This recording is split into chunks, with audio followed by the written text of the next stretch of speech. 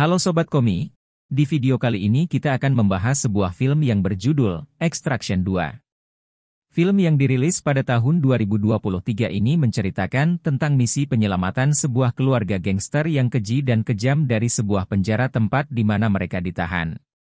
Seperti apakah kisahnya? Tanpa berlama-lama, langsung saja kita ke alur ceritanya. Di awal film, seorang pria bernama Tiller muncul dalam sebuah misi penyelamatan sebelumnya di sebuah jembatan di Bangladesh. Tiller mengalami beberapa luka tembak dan luka di bagian leher yang membuatnya terjatuh ke sungai. Segera setelah Tiller ditemukan tergeletak di tepi sungai dalam kondisi hampir mati.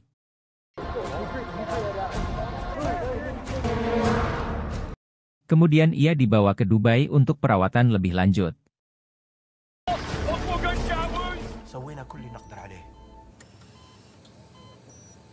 Meski sudah menjalani perawatan intensif selama 9 bulan, Tiller juga tak sadarkan diri. Namun, Nick tak mau menyerah. Adik Nick bernama Yas bilang, biarkan saja. Tiller sebelumnya merupakan mantan pasukan khusus yang berubah menjadi tentara bayaran, dan Nick adalah bosnya. Tak lama kemudian Tiller akhirnya bangun dari koma, hal ini membuat Nick sangat senang. What was that? Tiller kemudian menjalani serangkaian prosedur pemulihan yang lama, diakibatkan persendiannya yang tidak bisa bergerak. But you fought your way back. To keep me around. Adegan selanjutnya berpindah ke Georgia, di sebuah rumah besar pemimpin gangster bernama Zurab. Zurab terlihat sedang memberi makan ternaknya, dan dia menamakan kelompoknya Nagashi. Kemudian Zurab mendengar kabar bahwa masa penahanan adik laki-lakinya yang bernama David diperpanjang selama 10 tahun. Kemudian Zurab menelepon gubernur untuk menemuinya. Dan menanyakan mengapa gubernur menandatangani perpanjangan hukuman untuk adiknya. Serta menyatakan kekecewaannya terhadap keputusan tersebut.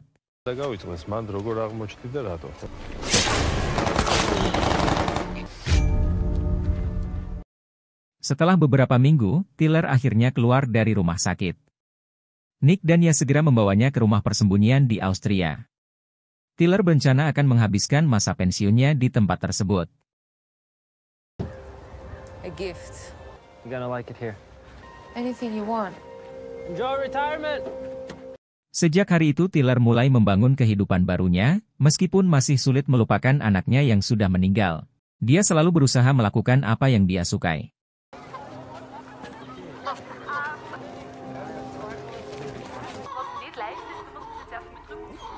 Di sisi lain, di sebuah penjara di Georgia, seseorang bernama David dikawal menuju ruangan bertemu istrinya yang bernama Katevan dan 2 anaknya.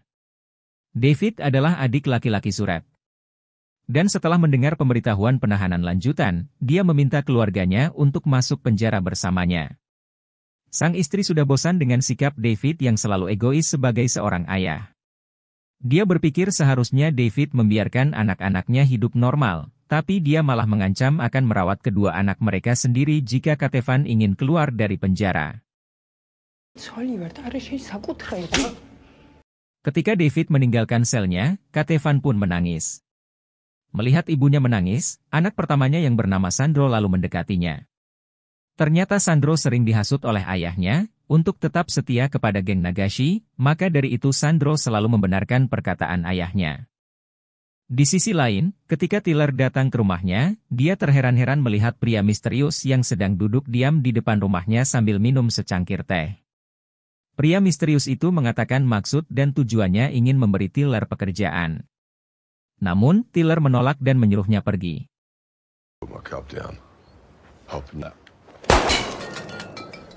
Tetapi pria misterius itu mengatakan dia datang atas permintaan Mia, mantan istrinya.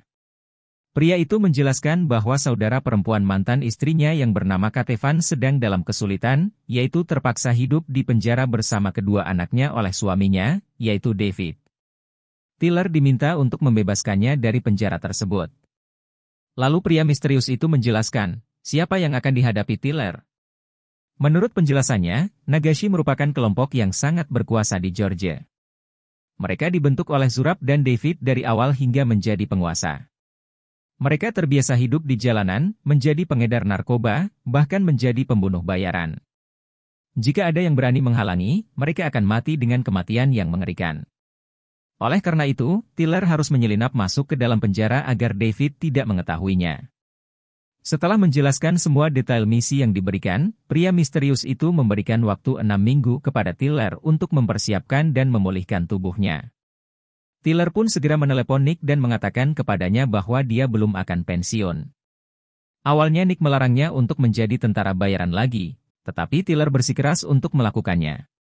The whole retirement thing's not going to work out. I think being in the coma must have messed with your memory. I'm a bit of a legend now. Let's find out. Ada alasan penting untuk keputusan ini. Tetapi Tiller tidak akan memberitahu Nick tentang hal itu. Bahwa semua ini dilakukan demi kepentingan adik mantan istrinya. Setelah menghubungi Nick, Tiller mulai melatih tubuh dan ototnya kembali.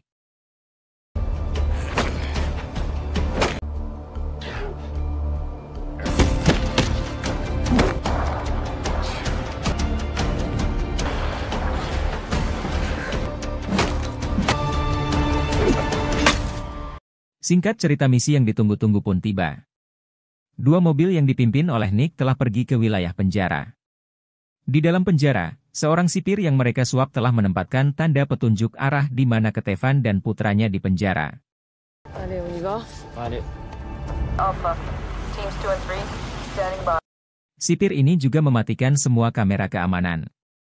Setelah salah satu mobil masuk, mereka segera memutus aliran listrik ke penjara. Begitu keluar dari mobil, Tiller segera membayar sipir tersebut yang memberi waktu 5 menit untuk menyelesaikan misi.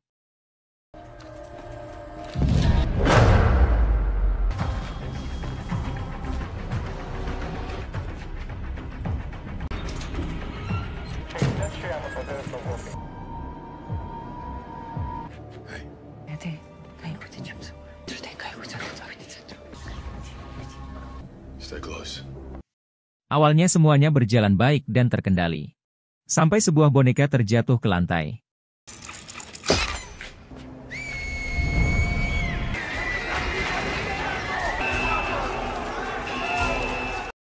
Sambil menghindari para tahanan yang mengamuk, Tiller mendengarkan instruksi dari Yas yang sudah tahu jalan keluarnya. Yas, I need a way out. Back off. Back off.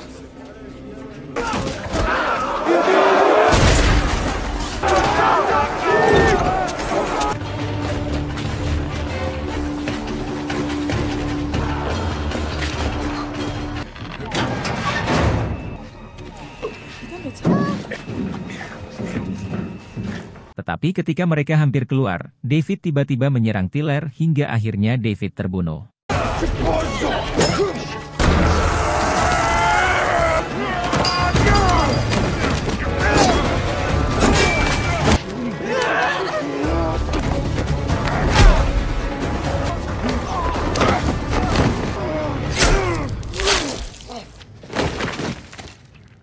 Akibatnya, situasi menjadi rumit dan waktu mereka terbuang percuma. Nick akhirnya memutuskan untuk membawa anak-anak terlebih dahulu, sementara Tiller dan Katevan masih harus berjuang melewati tahanan yang mengamuk. Negative. Close to me, right? Keep swinging that thing.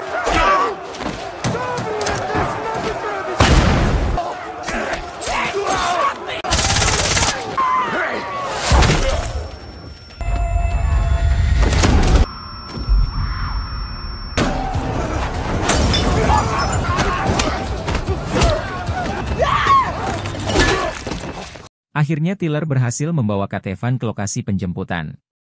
Tak berselang lama setelah pintu dibobol oleh timnya, mereka pun bergegas keluar. Di sini Yas memberitahu bahwa Zurab tahu kabar kematian David, yang kemudian memerintahkan anggota Nagashi untuk mengejar mereka. Oleh karena itu, mereka harus segera pergi.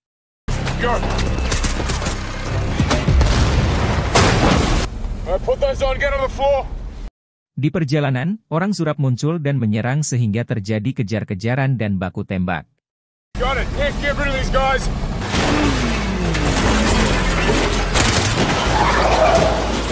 Maintain formation. Copy.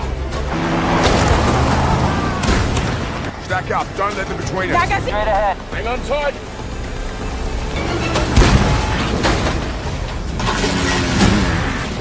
Second bike in. Exfil. Now let's go. Come on, come on. Setelah sampai di titik penjemputan, Nick langsung membawa menuju ke kereta logistik. Sementara Yas berusaha memperlambat pergerakan musuh dari belakang.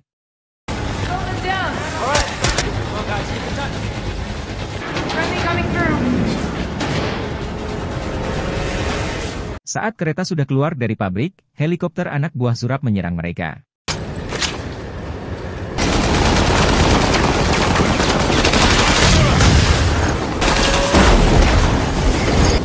One helo, one still there.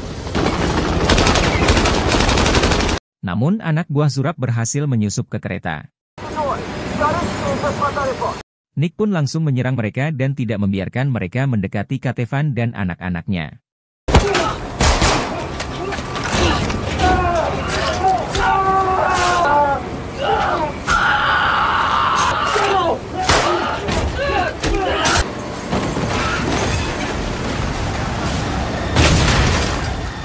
Di sisi lain, Tiller sedang berhadapan dengan anak buah Zurab yang sudah mendekati gerbong sasaran.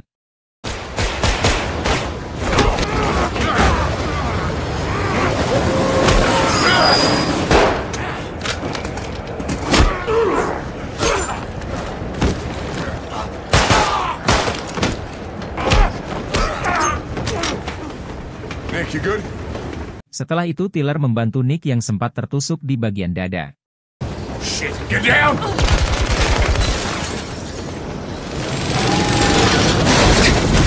Tiller menyadari bahwa kereta akan menuju akhir dari lintasan, lalu meminta Nick untuk menghentikan kereta.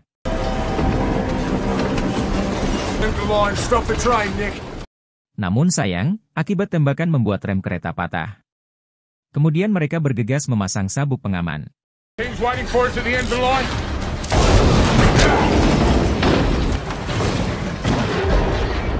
Meskipun kereta terbalik, untungnya mereka semua selamat. Tapi entah kenapa Sandro tiba-tiba bertanya tentang ayahnya. Akhirnya, Katevan harus mengatakan bahwa David telah tewas. Mendengar hal itu, Sandro sangat marah.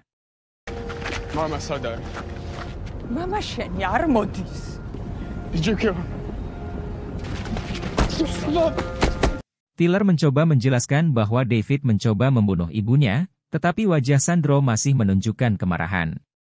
Sandro masih mempertahankan keyakinannya bahwa David adalah ayah yang baik karena sudah terprovokasi ayahnya dan mengatakan bahwa Nagashi adalah keluarganya. Kemudian mereka melanjutkan pelariannya menuju Austria.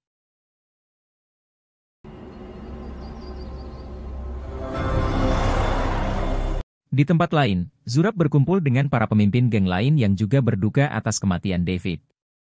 Kemudian Zurab pergi ke kamar mayat di mana adiknya sudah terbujur kaku. Dan tiba-tiba dia kembali mengingat masa sulitnya hingga akhirnya menjadi raja narkoba seperti sekarang. Mendiang ayah Zurab pernah mengajarinya bahwa dia harus melindungi adiknya sampai titik darah penghabisan. Di sisi lain, Tiller dan yang lainnya sudah berada di pesawat yang akan segera tiba di Austria. Nick baru mengetahui bahwa Tiller adalah mantan kakak ipar Katevan. Dia merasa sedikit kecewa dengan Tiller karena tidak memberitahunya sejak awal, padahal sudah bertahun-tahun mereka berteman. Ketika ia selengah, Sandro mengambil ponselnya dan menelepon Zurab.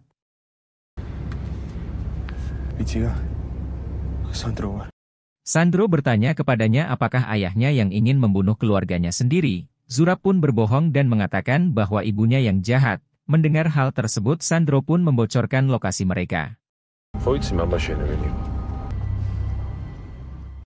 Kemudian, Zurab yang telah menerima informasi dari Sandro, mengumpulkan pasukannya untuk mengatur serangan terhadap tim Tiller. Setelah Tiller dan yang lainnya tiba di Austria, mereka segera pergi ke tempat persembunyiannya untuk mengobati luka yang didera Nina. sekaligus mengajukan visa multiple untuk penerbangan berikutnya dalam 6 jam ke depan. Guys, I need them on a plane in 6 hours. That's nice. Lalu, Nick bertanya kepada Tiller mengapa dia tidak pernah membicarakan istrinya sejak awal. Nick membutuhkan kepercayaan Tiller agar misi ini berakhir dengan baik. Dia ingin tahu setiap hal kecil alasan yang menjadi motivasi Tiller melakukan misi ini.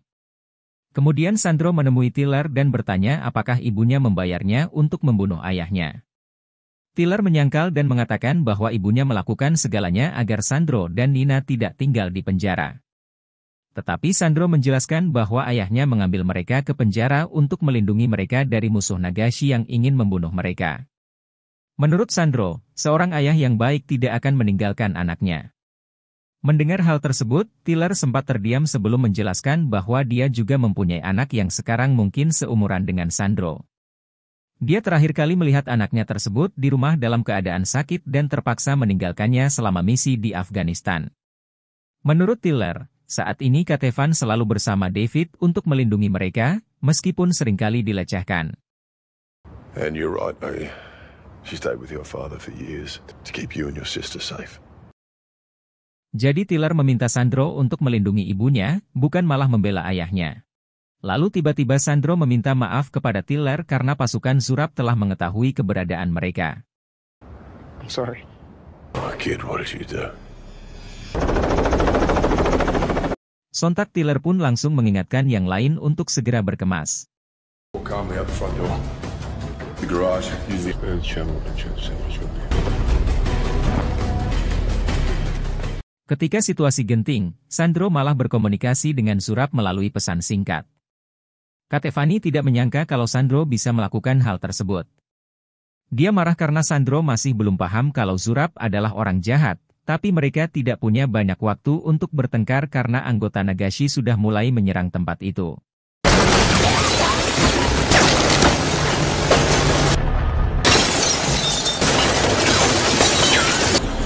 Chopper on the roof. They're pinching us in. Kelompok Tiller berhasil turun ke garasi dan mengendarai 2 mobil. Tetapi ketika pergi, Sandro melarikan diri. Kemudian Yas memutuskan untuk mengejarnya sendirian. Yes! No! Di saat yang sama, pasukan Zurab menembaki mobil polisi yang mendekat.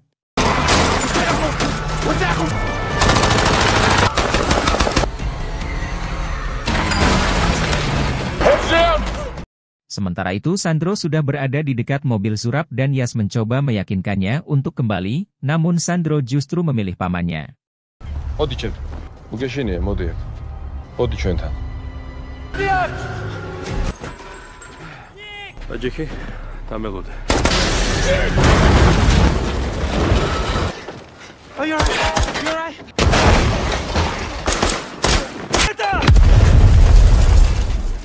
Di sisi lain, Tiller sedang berusaha melindungi Katevan dan Nina.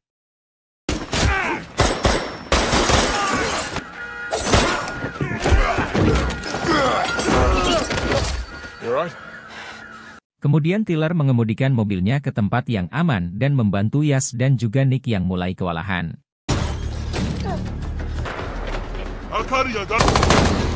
Lalu mereka bertiga memancing anak buah Zurab untuk masuk ke dalam gedung.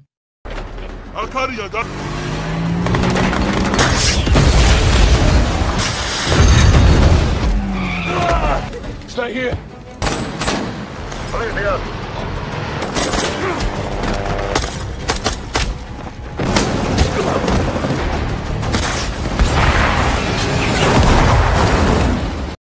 Di sana Yash dan Nick memasang perangkap bom, sementara Tiller mencoba mengamankan Katevan dan Nina.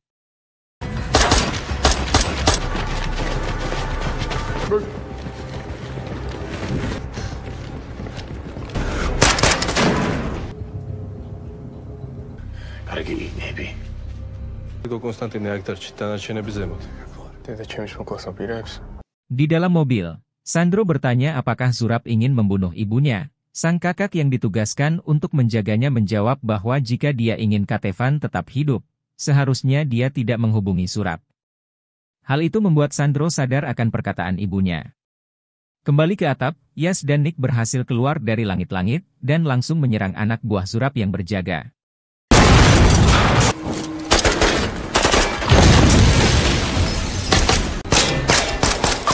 Lalu Tiller meminta Yas untuk menjemput Katevan dan Nina ke lantai 57. Go get the family. I got this.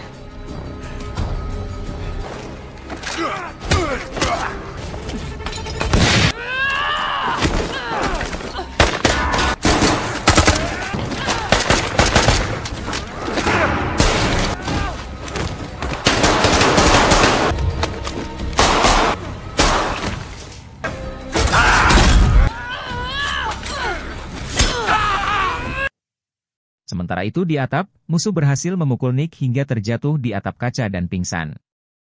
Melihat Nick terjatuh ke pinggir atap, Tiller dengan sekuat tenaga menghabisi musuhnya.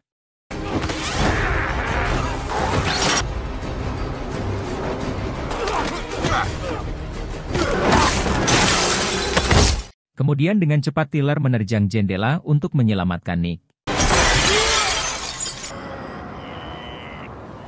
Tiba-tiba Zurab datang dan langsung menembak tangannya. Zurab berniat untuk menghabisinya. Namun, kejadian tak terduga terjadi.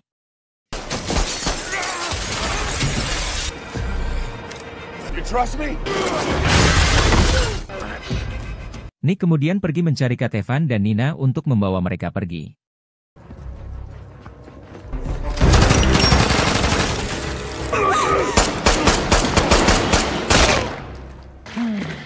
Yes. Sementara itu, di atap kaca, terjadi pertarungan antara Tiller dan Zurab.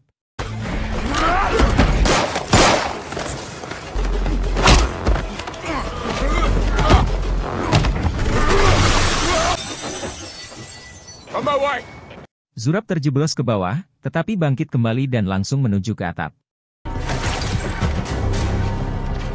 Di sini Zurab berhasil menembak Yas beberapa kali.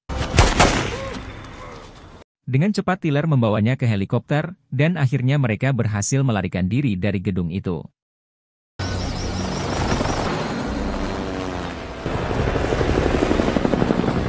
Meskipun Yas berhasil dimasukkan ke dalam helikopter, namun nyawanya tidak tertolong.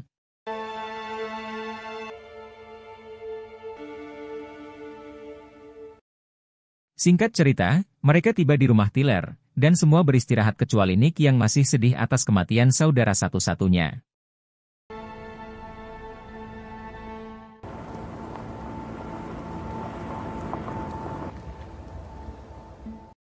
Tak berselang lama, Mia mengunjungi rumah tersebut dan bertemu Katevan.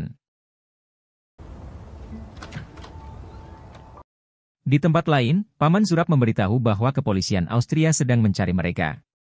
Dia menyarankan agar Zurab membiarkan Katevan pergi, karena sudah banyak saudara mereka meninggal dalam misi tersebut. Dia meminta Zurab menjadi contoh untuk Sandro, daripada harus mati seperti David. Mendengarkan itu, amarah Zurab langsung memuncak dan langsung menghabisinya.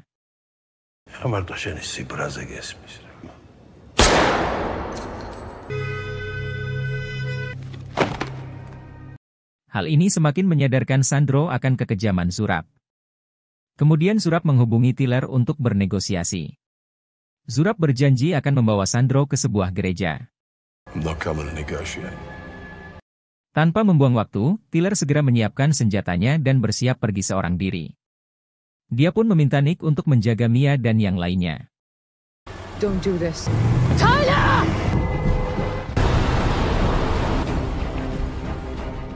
Setibanya di sana, Tiller langsung menembak ke arah mobil dan pesawat Zurab.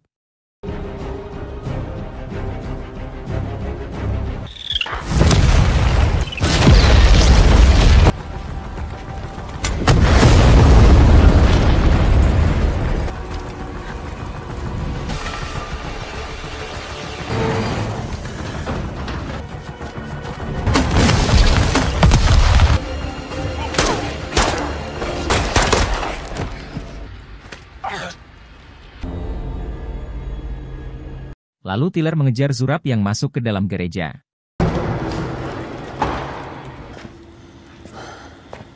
Saat Tiller sampai di sana, dia melihat Sandro yang disandera oleh Zurab, yang dengan sengaja memakaikan rompi bom di tubuh anak tersebut. Tiller juga menghadapi dilema, apalagi tubuhnya sedang terluka parah. Mau tak mau dia menuruti keinginan Zurab untuk menyerahkan senjatanya. Kamu harus hadapi ini. Give him the weapon. Lalu Zurab memerintahkan Sandro untuk membunuh Tiller. Weigh the gun in your hand. You're a coward. Хвост кацема машину инсмогла. It's a guideline.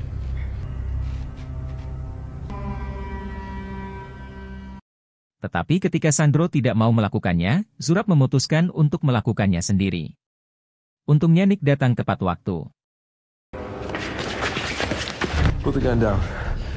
Zurab mengancam akan membunuh Sandro. Nick yang tidak ingin membahayakannya, akhirnya meletakkan pistolnya ke lantai. Dan ketika Zurab mulai lengah, Sandro tiba-tiba melepaskan diri dari dekapannya.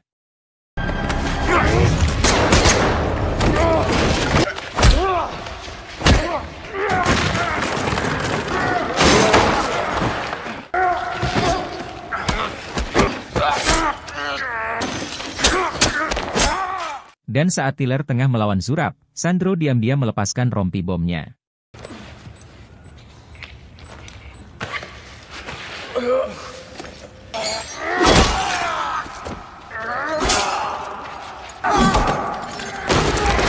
Sandro lalu membantu Nick yang sudah tak berdaya.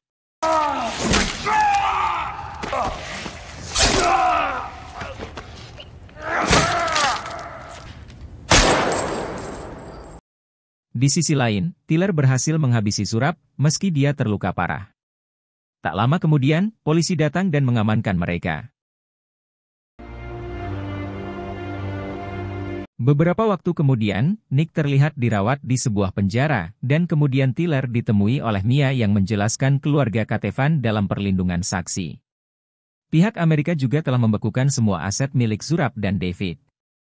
Mia memberitahu hal terakhir yang diingat oleh mendiang putra mereka bukanlah ketika Tiller meninggalkannya, melainkan keputusan Tiller untuk menyelamatkan banyak orang.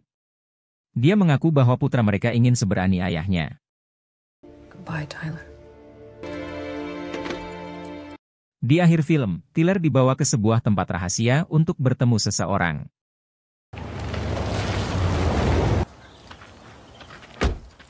Ternyata orang itu adalah pria misterius di awal film. Dia mempunyai rencana untuk membebaskan Tiller dan juga Nick, jika mereka bersedia melakukan satu pekerjaan lagi. Dengan perjalanan penuh aksi dan intrik, bagaimana seorang mantan pasukan khusus terlibat dalam misi yang penuh risiko demi menyelamatkan keluarga mantan istrinya dari cengkeraman kekejaman kelompok gangster. Terima kasih telah menonton, dan sampai jumpa di video selanjutnya.